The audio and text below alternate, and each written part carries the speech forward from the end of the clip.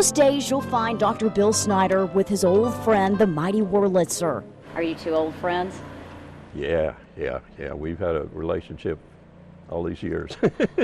Every time I come in this place or every time I play this organ, it's a thrill. As a child in North Knoxville, he never dreamed of playing the stage. I used to ride my bicycle up and down Washington Pike delivering papers, and now I'm afraid to even walk across. There's so much traffic. He was always an above-average student. Oh, I was always a nerd in school. I made good grades. With a mechanic for a father, Dr. Snyder was wired for machinery. And I was always interested in how things worked. In the third grade, he also discovered his musical talents with piano lessons. He added the organ as a student at Central High. I was into music, but I didn't want that too well known. I didn't want to be considered, not one of the boys. So he went out for football and made the first team his senior year.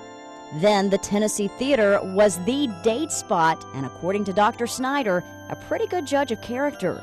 If they were vain and looked at themselves a lot in the mirrors in the lobby, I didn't go out with them again.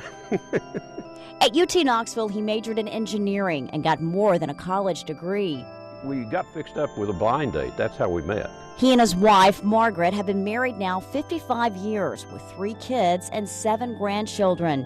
Dr. Snyder's career took them to North Carolina, New York, and finally back to Tennessee with the establishment of the UT Space Institute in the early 60s.